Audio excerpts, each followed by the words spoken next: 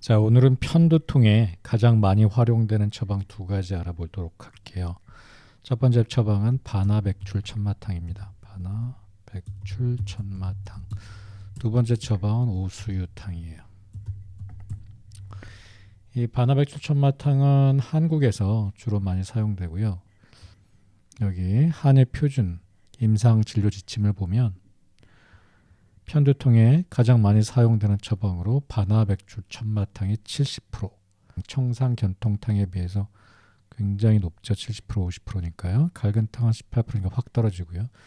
그만큼 편두통에는 아주 활용도가 높은 처방입니다. 두 번째 처방 오수유탕은 한국보다는 일본 쪽에서 많이 활용되는 처방입니다. 일본어 발음으로는 고슈유토라고 하고요. 핀님 발음으로는 우쭈유탕 이렇게 하는데 일본에서 주로 많이 편두통이 활용돼요. 여기서도 보면 오수유탕을 가지고 헤드에이크에, 그리고 오수유탕을 가지고 또 헤드에이크에, 오수유탕 마이그레인, 오수유탕 also headache, 이렇게 굉장히 헤드에이크에 많이 활용되는 처방이 오수유탕입니다. 이 두 가지 처방은 실제 편두통에 많이 활용되기는 하지만 편두통이라는 증상보다는, 병명보다는 증상이 중요한데요. 딱 두통이라기보다도 더 중요한 게 소화기 증상이에요. 소화기 증상이 있어야 돼요. 소화기 증상 플러스 두통이 특징적인 증상입니다. 두 처방 모두. 소화기 증상은 주로 오심이에요. 오심. 그리고 두통은 현훈. 그리고 한쪽 머리만 아프다. 한쪽 머리만 아프다는 건 그렇게 큰 특징이 아닌데요. 이 편두통이라는 것 때문에 한쪽 머리를 얘기한 거고요. 실제 여러분들이 더 중요하게 보셔야 되는 게 전조증입니다. 물론 전조증이 없는 편두통도 있지만 머리 한쪽만 아프다고 편두통이 아니거든요. 지금 우리가 이야기하는 이 편두통은 실제 전조증이 있는 편두통을 얘기한 거고요. 이 두 처방은 그런 전조증이 있는 편두통이 아니더라도 오심과 현운이 동반된 두통에 특별히 효과적인 처방이에요. 그걸 기억하셔야 돼요. 이 두 처방은 오심과 현운이 동반된, 소화기 증상이 동반된 두통에 잘 듣는 처방입니다. 보통 편두통이라 그러면 머리 한쪽만 아프다고 생각하는데 대부분의 경우 근긴장성 두통입니다. 실제 편두통 환자는 근긴장성 두통에 비해 많지 않습니다. 자, 먼저 반화백출 천마탕부터 살펴볼게요. 반화백출 천마탕은 이진탕의 이름이 그대로 말하고 있는데요. 백출과 천마를 가한 처방입니다. 백출 그리고 천마. 이게 반화백출 천마탕이에요. 반화는 이진탕을 뜻하고요. 백출, 천마, 천마입니다. 백출이 하는 일은 뭘까요? 거습하고 보비합니다. 왜 보비? 이 비기를 보호한다는 뜻이에요. 소화기를 보호하는 이유는 소화기가 약하면 습이 생기고 습이 결국 담을 만들기 때문에 그래요.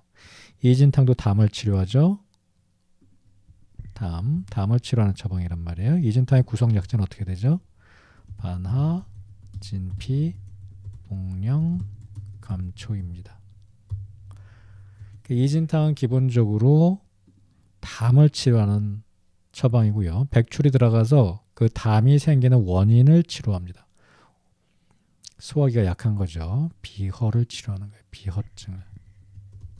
비허증이 담이 생기는 근본 원인이기 때문에 그래요. 그래서 담을 치료하는데 근본 원인인 비허증을 백출이 치료한다. 비허증이라는 것은 소화기가 약한 증상이에요. 천마는 더 표증을 치료합니다. 두통, 직접적인 두통을 치료하는 아주 좋은 약재지요. 천마는 그 증상을 일으킨 담을, 백출은 담이 생기는 원인을. 그러니까 이게 차례차례 각자 역할이 있어요. 이게 가장 근본, 그 다음에 중심된 원인, 병인이죠. 천마는 증상. 이렇게 이루어진 처방이 반화백출 천마탕이에요. 그러니까 이 처방은 실증에 쓰는 약입니다. 실증의 담증. 근데 여기서 보시면 아시겠지만 백출이라는 비허증을 동반한 거죠. 그러니까 담이 중심이 되긴 하지만 소화기가 약한 허증이 동반되어 있습니다. 아마 이 처방을 보면서 저거 처방이 좀 이상한데 생각하시는 분이 있을 거예요. 중국 선생님들은 이 처방을 반화백출 천마탕으로 생각합니다. 이 처방은 의학시모 처방이에요. 그러니까 18세기 처방입니다. 의학시모 굉장히 좋은 책이죠. 자, 우리나라 선생님이 생각하는 반화백출 천마탕은 좀 달라요. 반화백출 천마탕, 요거는 원나라 때 처방입니다. 요거는 이동원 선생님 처방이에요. 비위론 처방입니다. 사실 의학시모도 굉장히 유명한 책이지만 청나라 때 책이죠. 사실 비위론이 훨씬 유명하거든요. 근데 왜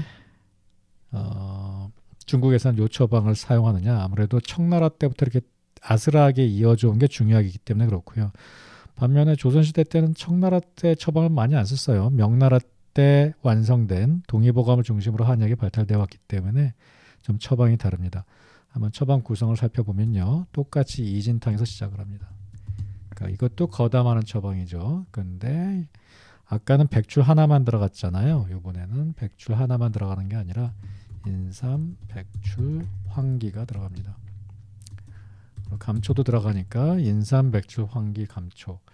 복령만 빠졌는데 여기 복령이 있지요. 그러니까 사실 이 처방은 복령까지 들어가서 사군자 더하기 황기가 돼요. 사군자 더하기 황기는 우리 보준기탕에서도 봤던 패턴이죠. 그러니까 이 처방은 사실 사군자 플러스 황기 보비기하죠. 그래서 백출 하나만 들어간 것보다 보비하는 게 더 많이 강화되어 있고요. 그 다음에 또 들어가 있는 게 천마가 당연히 들어가겠죠. 천마 그리고 황백 이렇게 들어가요. 천마 황백이 들어가고요. 이진탕에 또 추가되는 약재가 있는데요. 신곡, 메가 그리고 택사가 들어갑니다. 요 택사가 들어가는 이유는 요 복령과 같은 맥락으로 생각하시면 돼요. 어지럼증에 주로 복령을 비롯해서 택사 같은 이뇨제 역할을 하는 한약이 꼭 들어가요. 이 습담을 빼주기 위해서 그런 거예요. 황백과 천마는 천마로 거풍하면서 황백으로 열도 내려주죠. 요게 비위론에 나오는 반화백출 천마탕이에요. 여기 사군자 플러스 황기는 이 같은 이동원 선생님 처방 보준익기탕과 마찬가지로 이동원 선생님이 주로 쓰던 패턴이었고요. 여기 소화기를 좀 더 돕기 위해 소화를 잘 되게 하기 위한 신곡 메가가 들어가 있고 택사는 복룡의 역할을 한다. 그러니까 이진탕에는 진피의 역할을 신곡 메가가 도와주고 이진탕에는 복룡의 역할을 택사가 도와주는 거고요. 백출 하나로 이제 보비했던 걸 사군자 플러스 황기가 보하는 것이고 사실 처방 구성 내용은 똑같습니다. 이걸로 보비하고 이진탕으로 거담하고 천마황백으로 두통을 치료하는 처방 구성의 원리는 완전히 같은 처방이기 때문에 저는 주로 이 처방을 활용해 왔지만 이 처방을 써도 그렇게 다를 것은 없다고 생각합니다. 중국 선생님들과 한국 선생님이 같은 처방 이름으로 대화를 하겠지만 실제는 좀 다른 처방을 이야기하고 있는 거예요. 이 처방들의 핵심은 담증이라 그랬어요. 실증의 담증이에요. 실증의 담증 처방입니다. 이 두 처방 모두.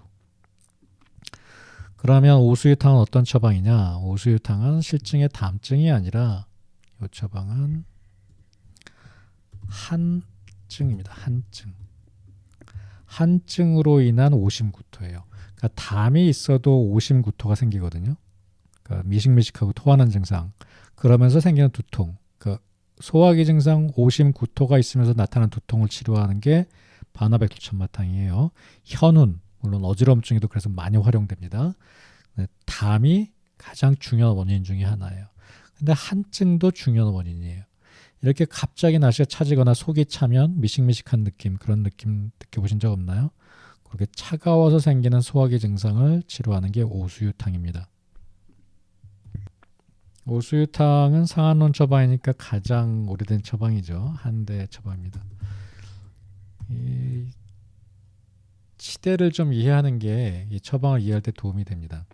이 오수유탕의 처방 구성은 일단 인삼이 들어가요. 이거는 공통이죠. 여기 이쪽 반화백출 천마탕 원대의 반화백출 천마탕과 그리고 오수유와 생강이 들어가요. 이건 왜 들어갈까요? 중초를 따뜻하게 해주는 그 소화기를 대표줘요. 원인이 차가운 거라고 그랬잖아요. 한증. 그래서 오수유 생강으로 따뜻하게 해주는 역할을 하는 처방이에요. 원래 대추도 들어가는데 대추는 이 약성에 크게 영향을 미치지 않으니까 대추랑 감초 이런 건 좀 빼고 얘기할게요. 인삼으로 보비기하면서 오수유 생강으로 따뜻하게 해서 구토를 치료하는 처방이에요. 오수유는 특히 감기하는 역할을 하거든요. 그러니까 구역감이 있는 것을 내려주는 아주 좋은 처방이에요. 좋은 한약이에요. 그래서 속을 따뜻하게 데펴줘서 위로 올라가는 길을 내려주는 처방이죠. 지금 처방을 잘 보시면 원나라 때 이동원 선생님 반화백출 천마탕에 인삼과 생강이 이미 다 들어가거든요.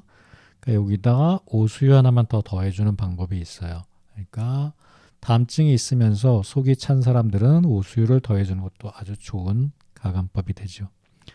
하지만 크게 나눠서 차가워서 더 심해지는 구역감 그리고 한증이 동반되는 경우라면 오수유탕을 선택하는 것이 맞고요.